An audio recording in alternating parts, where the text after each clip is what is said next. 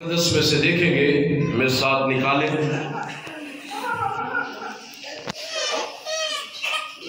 लूका तबीब की मार्फत लिखी गई अंजील, उसका अंजीली बयान, उसका दूसरा बाब और उसकी 14वीं आयत पे हम गौर करेंगे और इसको आगे लेकर चलेंगे। लूका तबीब की मार्फत लिखा गया अंजीली बयान, उसका दूसरा बाब और उसकी 14वीं आयत में लिखा हुआ है, आदमी बाला पर खुदा की तमजीद हो और जमीन पर उन आदमियों में जिनसे वो राजी है सुलह। दोबारा से पढ़ देता हूं, आदमी बाला पर खुदा की तमजीद हो और जमीन पर उन आदमियों में जिनसे वो राजी है सुलह। खुदावंद इस कलाम के वसीला से हम तमाम को खुदा बड़ी बरकत बख्शे। अब मेरे अज़ीज़ों, आज जो चौथी कैंडल जो पूरी दुनिया में जलाई जा रही है, जिस बात की पेशकश है और जो हमें इसमें से मिलता है, जो आज मौजू है, वो है पीस, अमन, सलामती, सुलह। और ये अमन जो है आज के दौर में देखें, हर शख्स एक दूसरे से बर्तरी लेके जाना चाहता है, एक दूसरे से आगे बढ़ना चाहता है। रुपए पैसे की सूरत में, घर बार की सूरत में, काम कारोबार की सूरत में, या जो भी आप लगा लें, आप जानते हैं कि हर शख्स किसी न किसी को पीछे छोड़ देना चाहता है और खुद वो आगे निकलना चाहता है, जिस वजह से दुनिया में फसाद भी बर्पा हो जाते हैं, जिसकी वजह से हसद भी पैदा हो जाता है, जिसकी वजह से नफरत और कुदूरत जन्म लेती है, जिस वजह से इंसान एक दूसरे को कत्ल करने पर वो हावी होते हैं एक दूसरे को। लेकिन अमन का शहजादा, प्रिंस ऑफ पीस, खुदावंद यीशु मसीह जो इस दुनिया में आया है और वो दोबारा जल्द आने को है और उसकी दुल्हन मैं और आप तैयारी कर रहे हैं, ताकि मैं और आप उसका अच्छे और बेहतर तरीके से पाकीज़ा जिंदगी के साथ, रातबाजी की जिंदगी के साथ हम उसका इस्तकबाल कर सकें। हालेलुया। जो हमने हवाला पढ़ा, आलमे बाला पर खुदा की तमजीद, आसमान पर लाखों करोड़ों फरिश्तेगान खुदा बाप, खुदा बेटे, खुदा पाक रूह की तमजीद करते हैं, बगैर आराम किए हुए उसकी वो सितारिश करते हैं, उसके नाम को वो इज्जत और जलाल देते हैं। आलमे बाला पर खुदा की तमजीद हो और जमीन पर उन आदमियों में जिनसे वो राजी है। इसका मतलब है कि खुदा सबसे राजी नहीं है, उनसे राजी है जो उसके नाम लेवा है, जो उसके बेटे यीशु के खून खरीदे हैं, जिन्होंने रास्तबाजी का लिबास पहना है, जिन्होंने तौबा की है, जिन्होंने अपने गुनाहों का इनकार किया है, जिन्होंने यीशु को अपना मुक्ति दाता माना है, जिन्होंने यीशु मसीह को अपना दिल देकर, अपनी रूह बदन जान को देकर यीशु को खुश किया है। और लिखा हुआ है, और जमीन पर उन आदमियों में जिनसे वो राजी है सुलह। तो इसका मतलब है कि सुलह अमन जो है, जो खुदा के लोग होते हैं उनकी जिंदगी में वो राज करता है। जो फसादी लोग होते हैं, फितना करने वाले जो लोग होते हैं, उनकी जिंदगी में कभी अमन नाम की कोई चीज नहीं होती। जिनके ज़हन में सिर्फ शरारत है, वो कभी भी अमन के पैगंबर नहीं बन सकते, वो कभी अमन की बात नहीं कर सकते। अमन की बात वही करेगा जिनके अंदर खुदा का रूह बसता है, जो खुदा के नाम लेवा है। और खुदा लिखा हुआ है, और जमीन पर उन आदमियों में जिनसे वो राजी है सुलह। तो इसका मतलब है प्रिंस ऑफ पीस, सुलह का शहजादा, अमन का बानी, वो आपके दरमियान और आपकी जिंदगी में, आपके घरानों में। हालेलुया। सो खुदा यीशु मसीह मुझे और आपको प्यार करता है, इसलिए वो अर्शे बरी को छोड़कर फर्श पर आ गया, और जिसने एक मामूली सी जगह जहां पर भैंसों को चारा दिया जाता है, उस जगह को पसंद किया है। वो महल में भी पैदा हो सकता था, वो बादशाह के घर में पैदा हो सकता था, वो अच्छी जगह पर भी पैदा हो सकता था, लेकिन खुदा जो बादशाहों का बादशाह, जो खुदाबंदों का खुदा है, और वो उस जगह पर आया, वो हलीम बन गया, हलीम बनकर, फरोतन बनकर, और उसने मुझे और आपको अपने खून से खरीदा ताकि मैं और आप निजात पा सके, मैं और आप जिंदगी पा सके। आइए एक और हवाला देखते हैं, यशायाह के सीफा में चलते हैं। यशायाह नबी के सीफा में उसके 9वें बाब में उसकी 6ठी आयत में हम देखते हैं। यशायाह 9 बाब 6ठी आयत में लिखा हुआ है, इसलिए हमारे लिए एक लड़का तवल्लुद हुआ और हमको एक बेटा बख्शा गया, और सल्तनत उसके कंधे पर होगी, और उसका नाम अजीब मुशीर, खुदाए अबदियत का बाप, सलामती का शहजादा होगा, प्रिंस ऑफ पीस होगा। मैंने आपको बताया कि अमन का मतलब सुलह भी है, सलामती भी है। अब सलामती का शहजादा जो सुलह कराने के लिए आया, जो बाप जो इंसानों से नाराज था आदम और हवा के गुनाह करने के वसीला से, उनकी जिंदगियों में अबतरी आ गई थी, बेचैनी आ गई थी, वो मायूस थे, मायूसी की जिंदगी बसर कर रहे थे, वो गुमराही की जिंदगी बसर कर रहे थे, वो लाचारी की जिंदगी बसर कर रहे थे, वो गुनाह की जिंदगी बसर कर रहे थे।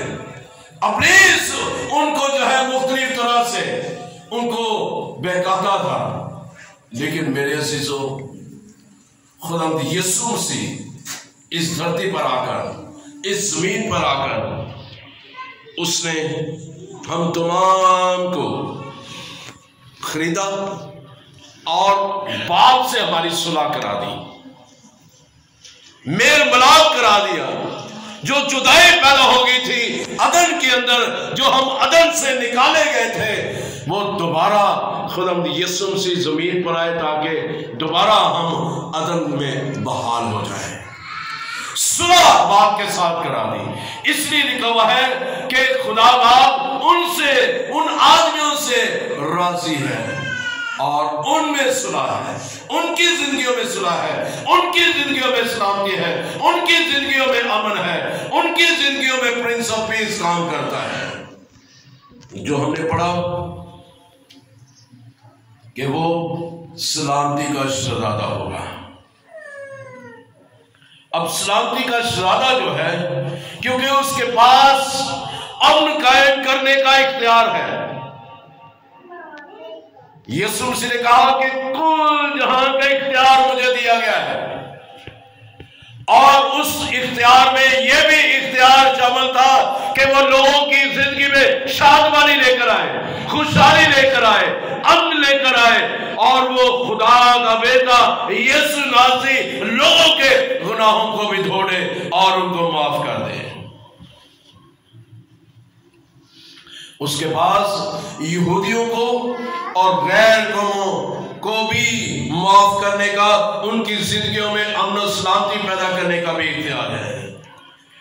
और उन तमाम की जिंदगियों में भी, गैर कौमों की जिंदगियों में भी और यहूदियों की जिंदगी में भी, नामी मसीहों की जिंदगी में भी, जो नॉमिनल जो मसीह हैं, जो नामी मसीह हैं, उनकी जिंदगियों में भी, और जो हकीकी मसीह हैं उनकी जिंदगियों में भी, और जो रस्मन दुआएं करते हैं उनकी जिंदगियों में भी, और जो रस्मन जो तमाम वो काम करते हैं उनकी जिंदगियों में भी खुदा का बेटा यीशु नासरी सलामती का शहजादा बनकर आया है। उनकी जिंदगियों में भी खुदा का बेटा यीशु नासरी अमन का बानी बनकर आया है, ताकि उनकी जिंदगियों में खुशहाली आए, तंदुरुस्ती आए, बीमारी जाए, दुख चले जाए और खुदा का जलाल उनकी जिंदगियों में काम करे। जिनके अंदर फितना करने वाली रूह काम करती है, मैं दोबारा कहता हूं कि उनकी जिंदगियों में कभी अमन नहीं होगा, शादमानी उनके अंदर नहीं होगी, खुशहाली उनके अंदर नहीं होगी, वो हमेशा गुस्से से भरे रहेंगे, क्योंकि उनके अंदर वो अमन का शहजादा है ही नहीं है। हम गीत गाते हैं, अमन का शहजादा आया, अमन का शहजादा, तो वो तो आ चुका है, अब वो दोबारा आने वाला है, और वो आकर उसने मुझे और आपको जो बख्शा है, और वो कहता है पौलुस रसूल के वसीला से कुरिन्थियों के खात में वो फरमाता है कि क्या तुम नहीं जानते कि तुम्हारा बदन रूह कुदुस का मक़दस है जो तुम में बसा हुआ है।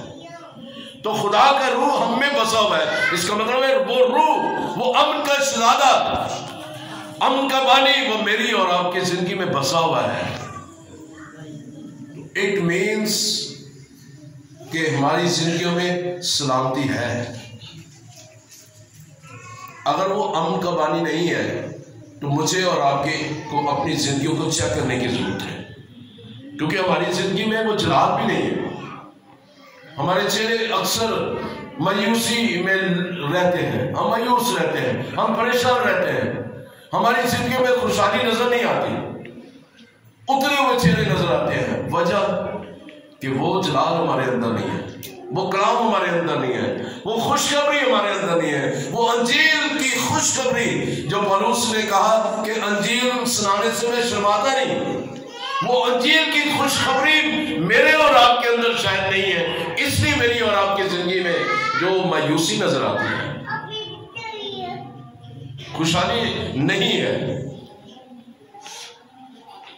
इस लिहाज से अंजील जो दी गई है, सलामती के शहजादे ने जो अंजील दी है, जो खुशी की खबर दी है, वो ये है कि वो दुनिया में निजात देना बनकर आया है, मखलिसी देने के लिए आया है, छुड़ाने के लिए आया है, बचाने के लिए आया है, दुनिया में खुशहाली देने के लिए आया है, घरानों में खुशहाली देने के लिए आया है, खानदानों में खुशहाली और बहाली देने के लिए आया है, अमन कायम करने के लिए आया है। आइए उस अमन को, उस खुशहाली को, उस जिंदगी को जो खुदा देना चाहता है, आइए उसको कायम रखने के लिए, उसमें आगे बढ़ने के लिए हम अपनी जिंदगियों को चेक करें कि हम कहाँ पर हैं। आइए आखिरी हवाला देखते हैं, पहला कुरिन्थियों 14वां बाब और उसकी 33वीं आयत में। पहला कुरिन्थियों 14 बाब उसकी 33वीं आयत में लिखा हुआ है, क्योंकि खुदा अब्तरी का नहीं बल्कि अमन का बानी है। क्या है? क्योंकि खुदा अब्तरी, यानी अब्तरी से मुराद है कि खुदा जो है वो चीजों को बखेरने वाला नहीं है, चीजों में खुलबली मचाने वाला नहीं है, चीजों में, जिंदगियों में जो है वो खुदा जो है वो नफरत पैदा करने वाला नहीं है, लड़ाई झगड़ा पैदा करने वाला नहीं है, दगा फसाद करने वाला नहीं है, वो तरह तरह से इंसानों को नीचे गिराने वाला खुदा नहीं है, बल्कि वो खुदा अमन का बानी है। He is the author of peace. He is the author of life. वो अमन का बानी है, वो जिंदगी का बानी है, वो जिंदगी का सचचश्मा है, वो हमारी जिंदगियों में अमन और सलामती पैदा करता है। Hallelujah, hallelujah. उस सलामती के शहजादे को आइए, चंद दिन बाकी है उसके जन्मदिन को मनाने के लिए। आइए उस अमन के बानी को अपनी जिंदगी में, अपने दिल की चरनी में जन्म लेने दें। जब वो आएगा तो सब कुछ बहाल कर देगा, लेकिन जरूरत इस बात की है, मुझे और आपको उन बातों का इकरार करने की जरूरत है जो मेरी और आपकी जिंदगी में जो कमी घाटे हैं ना, उनको निकालने की जरूरत है। जब निकालेंगे तो खुदा मेरी और आपकी जिंदगी में काम करता हुआ नजर आएगा। हालेलुया। यीशु के जलाल के लिए जोरदार ताली बजाएं। आइए उस अमन के वाणी को, सलामती के शहजादे को, उस सुलह का पैगाम देने वाले को जो यीशु नासरी है, अगर आप उसे राजी आज कर लेंगे, अगर वो किसी से राजी नहीं है, आप समझते हैं कि मेरी जिंदगी में वो काम नहीं हो रहा, तो आइए वो काम यीशु के सुपुर्द कर दे ताकि वो आपकी जिंदगी में काम करे। हालेलुया। वो आपकी जिंदगी में काम करना चाहता है, गहरा काम करना चाहता है। आइए अपने सरों को झुकाएं, अपनी आंखों को बंद करें। हमने पढ़ा कि आल में बाला पर खुदा की तमजीद और जमीन पर उन आदमियों में, लफ्जों पे गौर करें, उन आदमियों में जिनसे वो राजी है। गौर करें कि क्या खुदा से राजी है। हर शख्स को पता होता है कि कौन मुझसे राजी है। माँ बाप राजी हैं, बहन भाई राजी हैं, खानदान के लोग राजी हैं, अजीजों का राजी हैं, सबको पता होता है। ये भी पता होता है कि खुदा मुझसे आज राजी नहीं है, मुझे आज दुआ की है, मुझे आज मजा नहीं आया दुआ करने का। इसका मतलब खुदा आपसे नाराज हुआ है, आपसे कोई गलती हुई है। आप दुआ करके उठे हैं, पहले आप सुकून महसूस करते थे, लेकिन आज आपने दुआ की है, पिछले दिनों आपने दुआ की, आपको कुछ सुकून नहीं मिला, कोई तसल्ली नहीं मिली, कोई आप जैसे बैठे थे वैसे उठ के आ गए। इसका मतलब है कि आपकी जिंदगी में कोई कमी आ गई है, उसको राजी कर रहे हैं। जमीन पर उन आदमियों में आप भी शामिल हो जाएं जिनसे वो राजी है। मैं भी शामिल हो जाऊं, हम तमाम शामिल हो जाएं, ताकि वो राजी हो जाए। वो राजी है सुलह, हालेलुया।